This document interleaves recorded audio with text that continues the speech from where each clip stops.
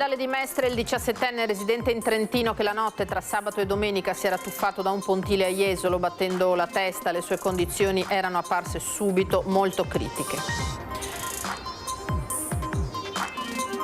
Nuovo incendio a Porto Marghera, questa volta si è trattato di un camion alimentato a metano che ha preso fuoco dopo essere finito contro un muro in via della Geologia. Ancora un episodio di violenza la scorsa notte a Venezia, 2 tunisini sono finiti all'ospedale con ferite da taglio compatibili a quelle di un coltello, i residenti denunciano una situazione di insicurezza e degrado. 32 mesi ai servizi sociali mettono fine alla vicenda giudiziaria del serenissimo Flavio Contin. Le sue parole da Casale di Scodosia: ridicolo, mi hanno condannato per un cannoncino che sul secondo tanco neppure c'era.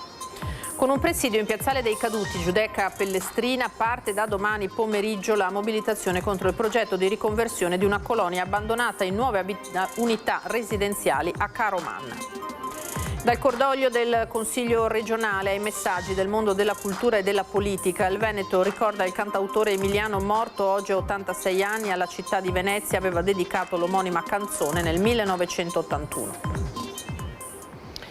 Buonasera, bentrovati, eccoci con l'edizione di Venezia dei nostri telegiornali che parte dalla cronaca e dalla notizia della morte del 17enne che, lo ricorderete, era rimasto gravemente ferito dopo un tuffo in un tratto di bassa marea a Jesolo dal pontile. Il suo cuore ha smesso di battere all'ospedale di Mestre, dove era dunque ricoverato da 4 giorni. Non ce l'ha fatta il 17enne di origine marocchina, residente a Trento, rimasto seriamente ferito a Jesolo dopo un tuffo in un tratto di bassa marea. Il giovane, che aveva sbattuto violentemente la testa sul fondale, si è spento all'ospedale di Mestre dopo 4 giorni di agonia. L'impatto col fondale aveva provocato un gravissimo trauma cervicale e un arresto cardiaco. Da sindaco, ma anche da genitore, a nome della città di Jesolo, esprimo la vicinanza e il cordoglio alla famiglia del giovane ragazzo. È sempre un dispiacere quando il nome della nostra città si associa a dei momenti di tragedia. Senza anticipare questioni che non è opportuno affrontare in questo momento, io l'unico ragionamento che vorrei condividere è che spero che episodi come questi rappresentino un ulteriore monito che noi cerchiamo sempre di diffondere, soprattutto nei più giovani, all'attenzione al divertimento. I fatti risalgono alla notte tra sabato e domenica, poco prima delle 3. Il ragazzo era assieme a degli amici all'altezza della Torretta 17, nella zona di spiaggia che si trova vicino a Piazza Marconi. Ed erano stati proprio gli amici i primi a soccorrerlo e a chiedere aiuto quando le conseguenze del tuffo in una zona di bassa marea si erano manifestate in tutta la loro gravità. Dopo il ricovero a San Donà di Piave, il giovane era stato trasferito nel reparto di neurochirurgia dell'ospedale dell'Angelo di Mestre. A Jesolo è il momento del lutto, ma da sindaco, e considerando che vicende analoghe, magari fortunatamente con epiloghi meno gravi, si sono già verificate, Christopher De Zotti non può non lanciare un nuovo appello perché tragedie simili non avvengano più. Il divertimento ci sta, però sempre nei limiti e soprattutto nel rispetto dei divieti, che in questo caso non sono un vezzo, ma sono lì per un motivo molto preciso. L'acqua è molto bassa e quindi il divieto di tuffo serve a salvaguardare le vite umane, quindi non ha nessun senso sfidare la sorte e andare incontro a un destino che alle volte può essere tragico. Quindi invitiamo tutti i ragazzi, tutti i giovani che frequentano la città a porre massima attenzione ai divieti, ai limiti che vengono imposti, ripeto, per una ragione molto precisa. Nuovo incendio oggi a Porto Marghera, questa volta però si è trattato di un camion alimentato a gas naturale compresso che ha preso fuoco dopo essere finito contro un muro. Siamo in via della Geologia, le fiamme sono state domate rapidamente dai vigili del fuoco di Mestre. Ancora fiamme a Porto Marghera. Nelle prime ore del mattino una nuova colonna di fumo si è alzata questa volta da via della Geologia, proprio nei giorni in cui l'attenzione della Procura di Venezia si concentra sul fascicolo aperto con l'ipotesi di reato di incendio colposo, al momento senza indagati, per i 2 roghi di cumuli ferrosi divampati all'interno di un terminal portuale, il primo giovedì 30, il secondo di dimensioni più consistenti venerdì 31. 2 episodi comunque totalmente scollegati con questo terzo incendio, rapidamente circoscritto e posto sotto controllo dai vigili del fuoco di Mestre, scoppiato per un incidente stradale che ha coinvolto un mezzo pesante alimentato a gas naturale compresso. L'incendio non ha peraltro interessato le 8 bombole di metano che si trovavano dentro al camion, che non hanno riportato danni. Secondo una prima ricostruzione, l'autista ha perso il controllo del mezzo mentre si apprestava a scaricare un carico di carta presso un'azienda di riciclo. Dopo aver sbandato, il tir ha impattato contro un muro e il trattore stradale ha preso fuoco. L'autista è stato soccorso dal personale del SUEM 118 e trasferito in ospedale in codice giallo. Le sue condizioni non sarebbero gravi. Per le operazioni di travaso del metano gassoso contenuto nelle 8 bombole e di messa in sicurezza del mezzo è intervenuto il nucleo nucleare, biologico, chimico e radiologico regionale di Mestre, vista la presenza di una condotta di gas metano sotto l'area interessata dall'incidente. Sul posto anche le forze dell'ordine per i rilievi di competenza. E ancora un episodio di violenza la notte scorsa a Venezia. 2 tunisini sono finiti all'ospedale con ferite da taglio compatibili a quelle di un coltello. I residenti denunciano una situazione di insicurezza e continuo degrado. In questo negozio di Cadolfin, a 2 passi da Campo Santi Apostoli, resta solo una vetrina provvisoria a testimoniare l'ultimo episodio di violenza che ha insanguinato il centro storico di Venezia. Ora ci passeggiano tranquillamente i turisti, ma tra i sestieri di Cannareggio e San Marco, come in altre zone della città, lo scenario può rapidamente cambiare al calar del sole. Questa volta i protagonisti sono 2 nordafricani arrivati separati e a poca distanza di tempo all'ospedale civile con ferite da taglio. Il primo scappato subito dopo le cure, il secondo con tagli più gravi, compatibili con quelli di un coltello, forse con i cocci di vetro della vetrina andata in frantumi durante una colluttazione. Saranno le indagini a ricostruire la dinamica. Il dato è però che Venezia rimane teatro di scontri tra bande, spesso per il controllo dello spaccio di droga. Poco distante incontriamo Simone, gestisce un ristorante in questa zona da molti anni, abbastanza da averla vista cambiare, in peggio. È sempre più in preda a scorribande notturne di gente che viene da fuori senza fissa dimora. Anche l'altra sera qua al supermercato molta gente è dovuta alzarsi perché hanno rubato e dopo per scappare con spray e peperoncino hanno dato alla guardia giurata che li aveva rincorsi. Quindi si è diffuso nell'aria Si è diffuso nell'aria perché la corrente focale è venuta qua in ristorante e la gente ha prurito agli occhi, tutto quanto, quindi ogni sera c'è qualcosa qua a Venezia che non va. Cioè, adesso è successo questo, è successo 2 o 3 mesi fa lo stesso qua che in Calle. Il riferimento al fatto in Calle, il più grave qui, risale a 1 anno e mezzo fa, quando un 26enne tunisino era stato accoltellato a un braccio e a una gamba in Salizada San Canzian ed era stato salvato casualmente da un militare ucraino in vacanza che aveva con sé un kit medico di emergenza. Se l'ucraino non avesse tamponata l'emorragia con un laccio emostatico, secondo quanto appreso all'addestramento militare, secondo i medici il giovane sarebbe morto dissanguato in poco tempo. Un degrado costante, sempre peggio. Non è più sicuro girare di notte, in certe situazioni trovi di tutto. Per esempio? Più che altro spacciatori. Cioè, lei fa l'albergatore, per cui siete aperti, comunque anche di notte lavorate per forza di cose. C'è paura a lavorare di notte? Beh certo, però ce ne stiamo dentro nelle nostre zone, insomma non... Barricati, diciamo. Sì, più che barricati, con tanta prudenza. 14 imbarcazioni, 32 persone sono state controllate dai carabinieri del nucleo natanti di Venezia in un servizio di tutela della sicurezza della navigazione, soprattutto nello specchio acqueo, nella zona degli Alberoni e in quella di San Nicoletto. I militari hanno sanzionato per circa 400 euro 4 comandanti che navigavano a circa 100 metri dalla costa in piena violazione dell'ordinanza balneare emessa dalla Capitaneria di Porto. Parliamo del caldo di questi giorni. Il paradosso del clima di queste settimane fa scattare una doppia allerta gialla per le prossime ore e per domani. Tornano infatti i temporali e anche domani sono previste ancora condizioni di instabilità con probabili rovesci e temporali anche intensi, ma al tempo stesso rimarrà lo stato di disagio fisico per il caldo e l'afa. Per questo il centro funzionale decentrato della Protezione Civile regionale ha dichiarato lo stato di allerta gialla per rischio idrogeologico legato ai temporali su tutto il territorio regionale, confermando tuttavia l'allerta gialla anche per le ondate di calore, anche in questo caso su tutta la regione. Cambiamo tema, torniamo alla vicenda, la ricorderete, dei Serenissimi. Con 32 mesi di condanna ai servizi sociali, la giustizia mette una parola fine alla vicenda giudiziaria di Flavio Contin. Lo abbiamo raggiunto a Casale di Scodosia, secco il suo commento, una cosa ridicola, ci ha detto, mi hanno condannato per un cannoncino che sul secondo tanco neppure c'era.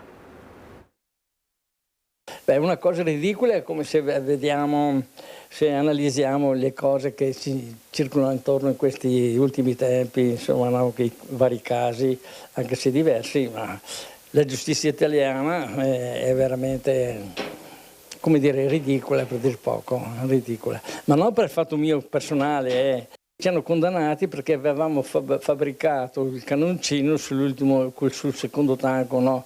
E paradossalmente, prima di fare questo processo ci hanno dato indietro il carro armato, pensi un po', e il cannoncino non l'avevamo fatto ancora. C'è un paradosso proprio, ma fa niente, dai. Ci riceve nel salottino della sua abitazione di Casale di Scodosia. Sono impegnato, ma accetta di parlare Flavio Contin, uno dei capi del Comando Serenissimo che il 9 maggio 1997 tentò di liberare, come dice lui, con il tanco Marcantonio Bragadin, piazza San Marco. La foto di quel giorno è appesa alle sue spalle. Beh, non può essere descrivibile. Quel giorno eravamo, come dire, settimo cielo, per dire, ecco. Siccome che era un qualcosa di programmato da anni, eravamo preparati a affrontare questa situazione, anche perché noi non siamo andati a occupare Piazza San Marco, ma siamo andati a liberare Piazza San Marco in nome della Repubblica Veneta, perché erano i 200 anni della caduta della Repubblica Veneta. La Serenissima non è mai caduta per noi, c'è sempre la Serenissima, perché c'è nella mente di tutti i veneti. Storicamente noi abbiamo una storia invidiabile, siamo una nazione storica d'Europa, il Veneto è una nazione storica d'Europa. Ha la fierezza negli occhi, il duro lavoro nelle mani. Nella rimessa, accanto alla sua abitazione, riposano i due tanco. Questo è Sebastiano Venier, il tanco che i Serenissimi stavano progettando nel 2014.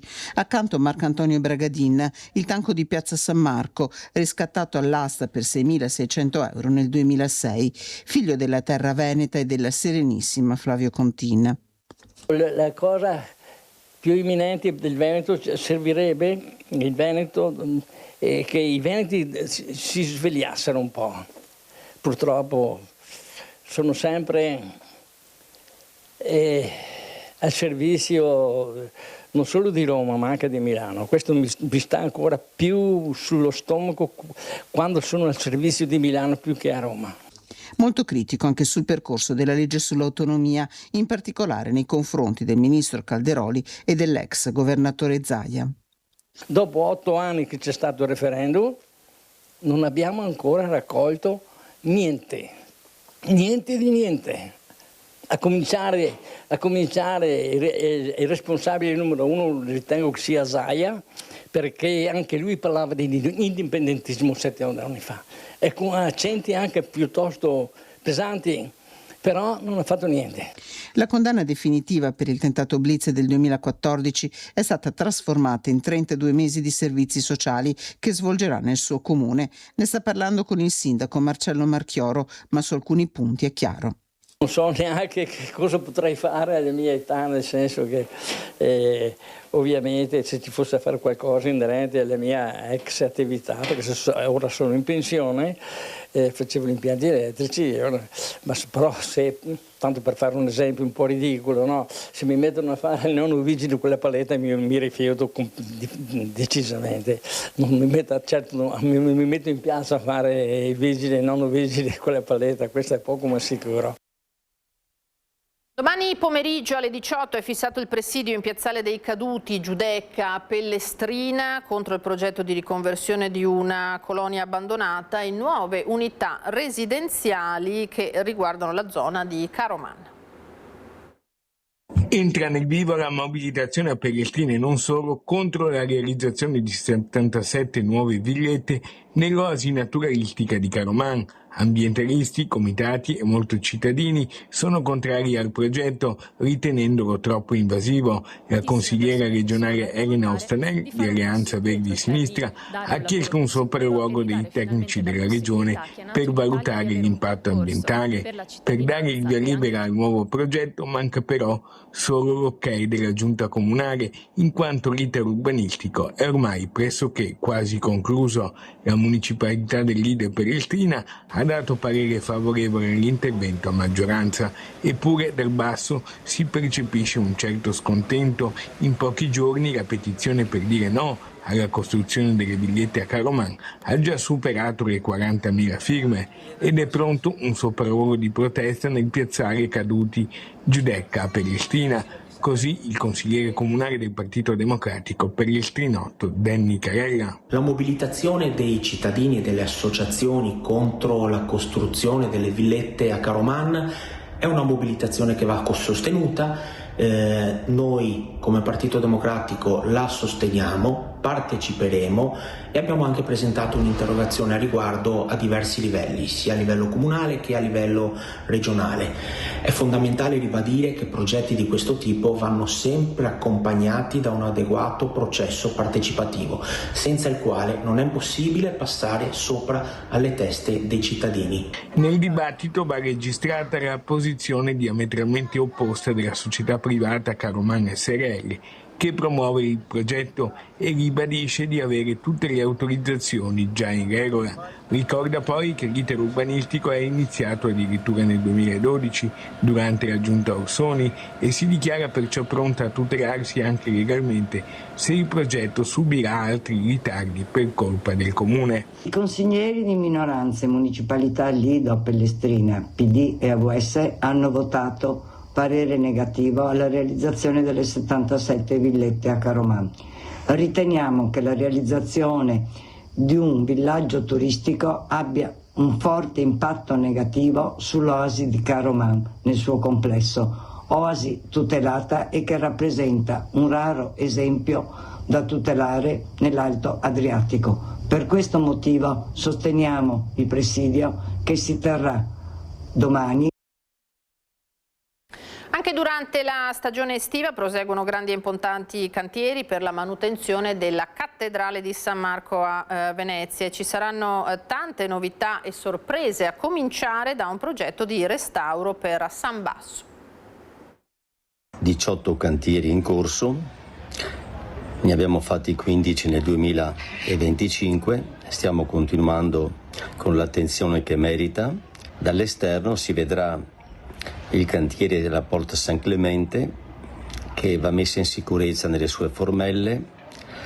Abbiamo appena sistemato il portale centrale per una colonna che presentava segni di rischio di cedimento. Anche in questo periodo estivo la Basilica Cattedrale di San Marco a Venezia continua ad essere un grande e operoso cantiere, pari forse alla Fabbrica del Duomo a Milano. Il primo procuratore di San Marco, avvocato professore Bruno Barel, con al fianco il proto della Basilica, architetto professore Mario Piana, fa il punto su un lavoro intenso sempre avviato con la piena condivisione del Patriarca di Venezia, Monsignor Francesco Moraglia, e le novità sono molte.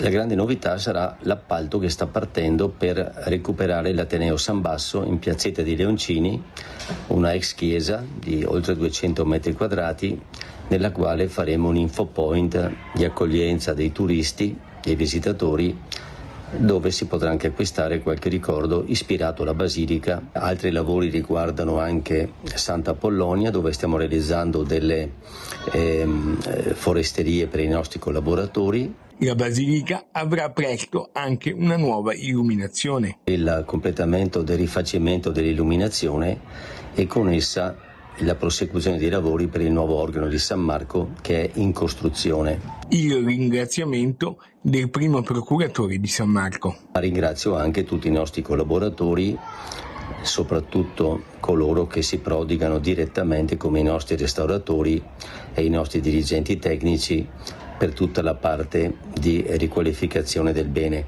ma ringrazio anche la parte amministrativa perché, come si sa, sta funzionando benissimo la bigliettazione online e la prenotazione per fasce orarie, stiamo mantenendo sotto controllo l'afflusso e soddisfa tutti i visitatori senza code, ma allo stesso tempo consente di evitare un impatto eccessivo sulla tenuta della basilica e dei suoi mosaici.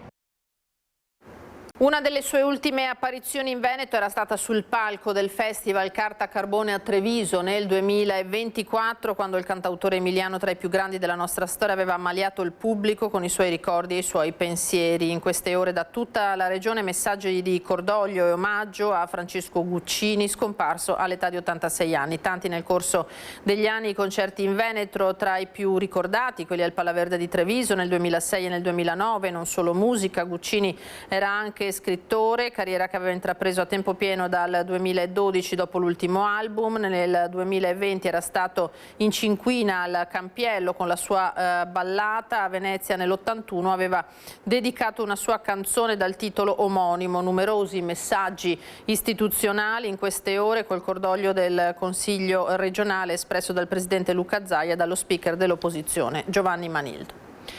E il mondo della pallacanestro è in lutto per la scomparsa di Federico Franceschin, l'ex playmaker e allenatore nella serie minori, che da 4 anni combatteva contro la SLA. E si alza dalla panca Willy Battistoni, Pacione. Franceschin, è troppo manovrata l'azione del Roseto, Franceschin deve andare al tiro, la bomba di Franceschin!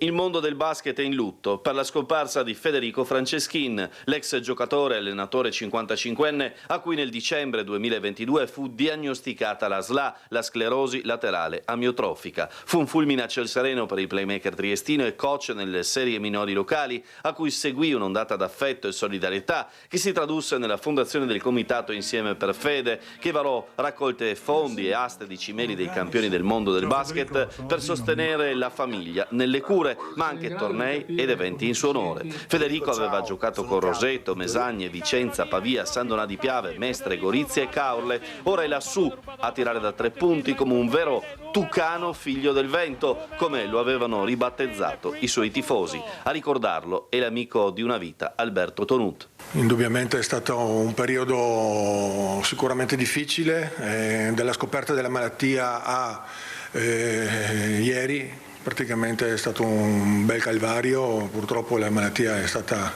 indomabile e invincibile.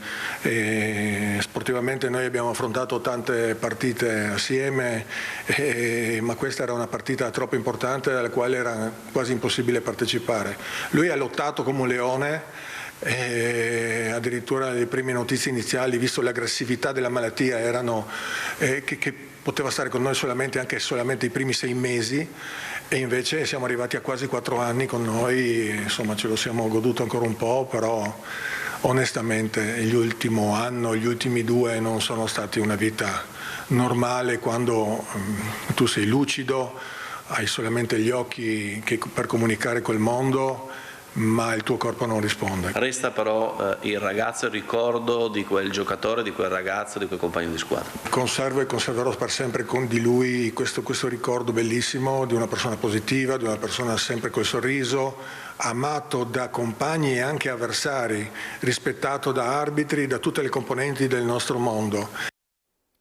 A Venezia non era rimasto a lungo, ma aveva lasciato comunque il segno per la sua professionalità, umanità e i suoi insegnamenti sportivi. Anche il Venezia Football Club è in lutto per la scomparsa di Giuseppe Pippo Marchioro, allenatore degli Arancio-Nero-Verdi nel 1995 in Serie B, col presidente Maurizio Zamparini alla guida del club lagunare. Marchioro aveva 90 anni, ex allenatore tra gli altri club anche di Milan, Cesena, Como e Triestina. La sua ultima esperienza in panchina risale al 1997. Era l'ultima notizia per questa sera, adesso le previsioni del tempo. Grazie per averci seguito, arrivederci.